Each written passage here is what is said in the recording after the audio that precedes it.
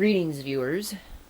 This is CP666 signing on for what is probably going to be a short little video, not really all that useful. But this is a camcorder that I just picked up. It is a JVC GR-S77 Super VHS camera, and as you can tell from the video picture, it definitely has bad capacitors. This is the end result after letting the camera run for a good hour. And as you can tell, it is definitely still not perfect. The zoom sounds like crap. And there are definitely locations where it gets stuck, such as right there. So we'll have to try and... yeah, it's really not having a good time with that, but, and the autofocus doesn't work at all. But, it's a surprisingly usable picture, given the capacitor issues. You can see the date and time overlay. Not Y2K compliance, of course. So I'm going to turn it into manual focus mode just to get that to stop working. And I'll see if I can actually get the titler to work. No, not really. It makes the camera freak out, so... you could kind of see it for a split second, or at least you could, but it's not really working. Oh, well, if I change the color of it, it starts working again. So evidently there are certain colors that don't really work.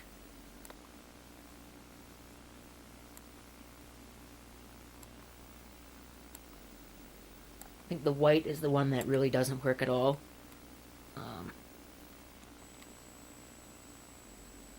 I don't know what that just did. Whatever it did, it really messed things up. Huh, interesting. I guess it's gotten, you can have multiple different titles, so that's cool. It's got manual white balance. Is it actually doing anything? Sunlight. Something else. It's really not doing a whole lot. There's slow shutter. A couple different shutter adjustment options. And that's really it for the camcorder. I think it is definitely still working, but, or, edit that out. So, sad story. It's probably not really going to work properly until I go and replace the capacitors, if I ever actually do that. But I'm telling you, it's doing better than, I got somewhere to put it, than this camera is. You can't really see. Put it in macro mode, you can test that out. This came from the same lot. This is a GR-AX10, and it's got the same issue, bad capacitors.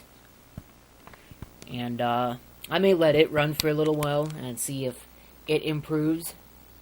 But I tried running it off of this battery and it didn't really happen. I'm sure that battery's no good, though. But it's even worse than this. I get no usable picture output from it. Which is too bad, because, I mean, both of these cameras are really... they're in good condition. I suspect that the only issue is that they weren't used for decades, probably since the 90s, and what happens with capacitors is they don't really like that. So, that, and I mean, this was made in September of 1991. Let's see if I can get that into focus here. And the one that I'm recording with right now was manufactured in November of 88.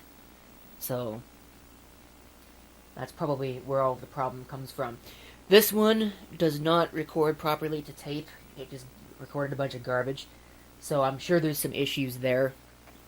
Probably other issues that need to be worked out. But realistically, it's not going to be a usable camera until I replace the capacitors.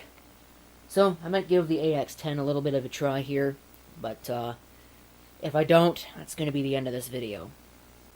Yeah, unfortunately, I've had this thing on for about an hour now. Turn that off. Had it on for about an hour, and there's been no improvement.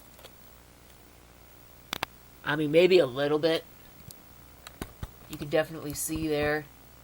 That's not what that's supposed to look like. And I get no video output, so... Oh yeah, the audio that it also passes is pretty much junk. All it's really done is just get hot and make the room smell like crap, so... This one seems to be somewhat working, but really not. I may try recording with it again just to see what happens on that front, but I can't imagine that it's going to get any better. There is something over there that throws it through a loop. I don't know what it is, but if I move away from it and I go towards it, it does that. It's only for a second. But I think it would also still screw up if I were to turn on... Well, that doesn't look very good. But, there are definitely some colors that it doesn't like. The white in particular, although it looks okay on the viewfinder, apparently the video output doesn't like it.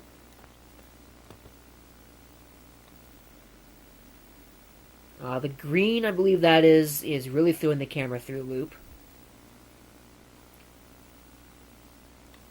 So, not perfect. But I guess if all you want is a video source, it's serviceable.